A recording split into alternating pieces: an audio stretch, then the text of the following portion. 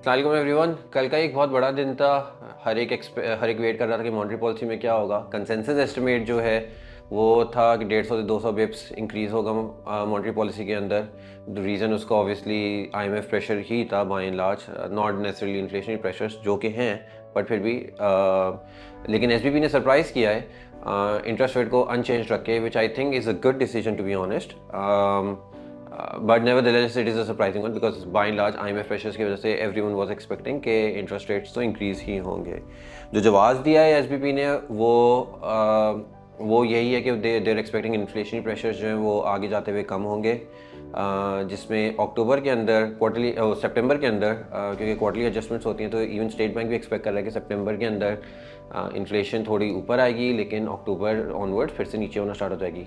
We would कंकर with that. जो हमारे अभी टेंटेटिव है, इन सिर्फ टेंटेटिव मैं इसलिए कह रहा हूँ बिकॉज ऑब्वियसली अभी सारे एसबीआई का डेटा इनकॉर्पोरेट नहीं हुआ हुआ।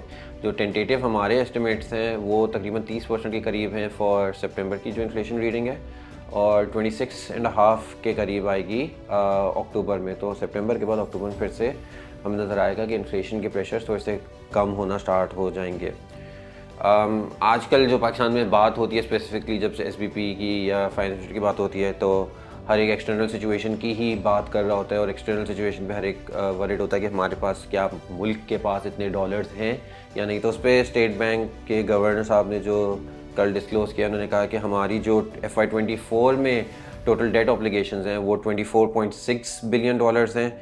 इसमें से 2.8 बिलियन डॉलर्स हम लोग ऑलरेडी रीपे कर चुके हैं। बाकी में जो प्रिंसिपल अमाउंट है वो 19 बिलियन डॉलर है, जिसमें से 8 बिलियन डॉलर की ऑलरेडी कमिटमेंट्स हैं कि रोल ओवर हो जाएगा। 3 बिलियन डॉलर की वो लोग एक्सपेक्ट कर रहे हैं कि और रोल ओवर की कमिटमेंट्स आ जाएंगी। बाकी पीछे बचेगा 8 बिलियन डॉलर जो कि फाइनेंस हो जाएगा मल्टीलैटरल और बायलैटरल्स की तरफ से। तो होपफुली सिचुएशन जो है एक्सटर्नल साइड के एटलीस्ट नेक्स्ट 12 मंथ्स में अंडर कंट्रोल ही नज़र आ रही है। तब तक ऑब्वियसली हम लोग एक जो बार बार कहते हैं रिफॉर्म्स की स्टोरी, तो रिफॉर्म्स भी कर लेंगे।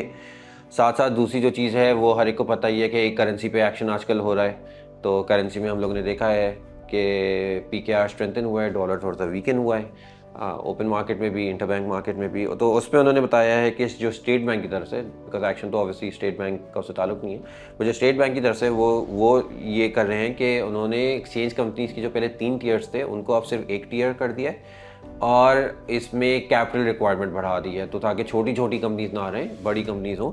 तो 500 मिलियंस की उन्होंने अब पेड अप कैपिटल रिक्वायरमेंट कर दी है एक्सचेंज कंपनीज की।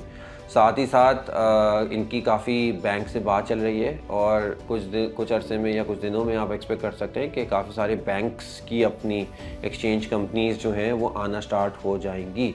इसमें आपने, अगर आप लोग PSX को फॉलो कर रहे हैं तो आपने देखा होगा अभी थोड़े दिनों पहले ही UBL का नोटिस आया है जिसमें उन्होंने अनाउंस किया है कि वो एक अपनी एक्सचेंज कंपनी खोल रहे हैं। बाकी एक गुड न्यूज़ थी जो कि फिर पब्लिकली भी रिलीज़ हो गई है, वो ये था कि हमारा जो करंट अकाउंट डेफिसिट है वो फॉर अगस्त जो है वो नीचे आया है। अगस्त के लिए 160 मिलियन डॉलर्स का ये करंट अकाउंट डेफिसिट आ गया है, जो कि 809 मिलियन था जुलाई के अंदर। तो ये भी अच्छी चीज़ है कि हमारी करंट अकाउंट साइड पे इतना प्रेशर हम लोग को नज़र नहीं आ रहा, तो वो ऑब्वियसली हमारी स्ट्रेंथनिंग ऑफ रुपी पे भी ट्रांसलेट होगा। बाय एंड लार्ज ये थी मोटी मोटी बातें जो कल स्टेट बैंक की मॉनेटरी पॉलिसी में गवर्नर साहब ने की थी। मार्केट के एडवांटेज से हम लोग बात करें तो ऑब्वियसली इंटरेस्ट रेट्स का ना बढ़ना एक खुशाइन बात है। अभी आई थिंक बहुत जल्द है, I don't think interest rates अभी इतनी जल्दी नीचे आना स्टार्ट होंगे, लेकिन एटलीस्ट हम लोग पीक कर गए हैं। ये मार्केट के लिए एक अच्छी खबर हो सकती है। Thank you for watching, and if you got any questions please do let us know. Thank you.